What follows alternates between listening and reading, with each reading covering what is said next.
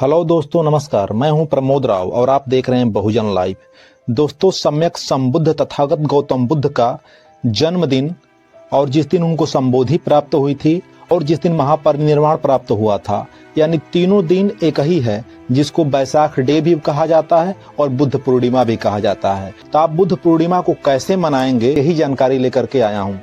तो दोस्तों, अगर आप चैनल पर नए हैं तो चैनल को सब्सक्राइब कर लीजिएगा, वीडियो को लाइक कर दीजिएगा। साथियों, दुनिया के सभी बौद्ध अनुयायियों का सबसे बड़ा पर्व अगर कोई है तो वह है बुद्ध पूर्णिमा। सम्यक संबुद्ध के दिए गए उपदेशों का पालन करके चीन और जापान जैसा देश, जिस जापान पे दो परमाणु अटैक हुए, जिस चीन की पॉपुलेशन इतना ज्यादा है, विश्व का नंबर 1 पॉपुलेशन के मामले में है, वह देश तरक्की करके कहां से कहां चला गया। और जिस देश में तथागत गौतम बुद्ध का जन्म हुआ और जिस देश में उन्होंने सारे उपदेश दिए, उस देश की कहानी यह है कि वह देश इतना पिछड़ा हुआ है, वह देश अंधविश्वास और पाखंड में फंस करके अपनी तरक्की को भूल गया है।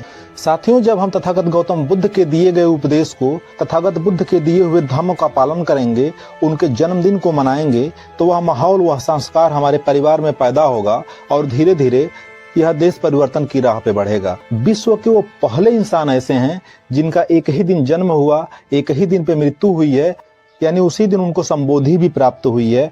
साथियों, बाबा साहब अम्बेडकर के द्वारा दिया गया आरक्षण तो हम ले लिए, उनके द्वारा दिए गए सभी अधिकार तो हम ले लिए, उनके द्वारा दिए गए पानी को हम पी लिए, लेकिन उनके द्वारा दिए गए धर्म को आज तक हम लोगों ने नहीं अपनाया। तो साथियों, इस बुद्ध पूर्णिमा के दिन हम लोग हर्षोल्लास से तथागत गौतम बुद्ध का जन्मदिन मनाएंगे। बौद्ध रीति रिवाज से जो भी कार्यक्रम होता है, जिस तरीके से होता है, वो आज की वीडियो में आप लोगों को बताने जा रहा हूँ। उसी तरीके से आप लोग उसका पालन करेंगे। साथियों, सबसे पहले पंचशील झंडा जो होता है वह हमको मंगा लेना है, जो लगभग 70 देशों में पंचशील का झंडा फैलाया जाता है। यानी कि 70 देश के लोग तथागत गौतम बुद्ध के धर्म का पालन करते हैं और उनका झंडा अपने घरों में फहराते हैं। तो हम भारत के जब मूल निवासी हैं, जब भारत में ही तथागत गौतम बुद्ध ने धर्म दिया था, तो हमारा भी फर्ज बनता है कि पंचशील झंडा को अपने घरों में मंगा करके उस दिन लगा दें। साथ ही बुद्ध वंदना, धम्म वंदना, संघ वंदना, पंचशील और तीर्थरण का पाठ करें। अगर आप सभी को पंचशील तीर्थरण याद नहीं है तो अपने मोबाइल में आप सर्च करेंगे तो आपको पंचशील और तीर्थरण सभी चीजें मिल जाएंगी। इसके साथ अगर आपके आसपास कहीं बौद्ध भिक्षु रहते हों, बौद्ध ज्ञानी रहते हों, जो तथागत गौतम बुद्ध के उपदेश को प्रचार प्रसार करते हों, अगर आसपास आपके रहते हों तो आप उनको आमंत्रित कीजिए और वह जब आएंगे तो यह सारी प्रक्रिया को सफल करा देंगे। दोस्तों, हो सके अगर संभव हो तो आप सफेद वस्त्र उस दिन धारण कर सकते हैं और साथ ही बौद्ध रीति रिवाज के हिसाब से खीर दान किया जाता है, खीर बनाया जाता है। तो आप उस दिन खीर बना करके अपने आसपास के लोगों को या अपने मित्र बंधुओं को आप खीर दान कर सकते हैं और स्वयं भी खीर खा सकते हैं। साथ ही दोस्तों, धम्म दान भी किया जाता है।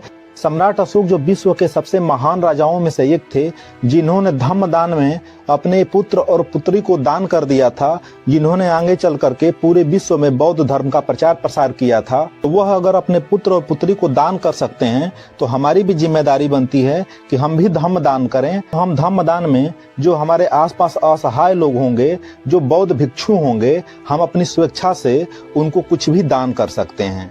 साथ ही अपने परिवार के लोगों को बौद्ध धर्म के बारे में बताएं। अगर आपको ज्यादा जानकारी न हो तो YouTube पे बहुत से लोग बौद्ध धर्म के बारे में जानकारियां देते हैं। उसी जानकारियों को इकट्ठा करके आप अपने लोगों को बता सकते हैं, अपने परिवार के लोगों को बता सकते हैं। बुद्ध पूर्णिमा को नहीं मनाएंगे, यह देश बौद्धमय नहीं होगा। हमारा जो संस्कृति और कल्चर है वह बौद्धमय नहीं होगा। अगर हम बाबा साहब अम्बेडकर के अनुयायी हैं तो हमारी जिम्मेदारी बनती है कि हम बौद्ध धर्म का प्रचार प्रसार करें, बौद्ध धर्म को जन जन तक पहुंचाने का काम करें। तो दोस्तों, आपको यह वीडियो कैसी लगी कमेंट करके जरूर बताइएगा। चैनल पर नए हैं तो चैनल को सब्सक्राइब कर लीजिएगा, वीडियो को लाइक कर दीजिएगा। दोस्तों, वीडियो देखने के लिए आप सभी का बहुत बहुत धन्यवाद, बहुत बहुत आभार।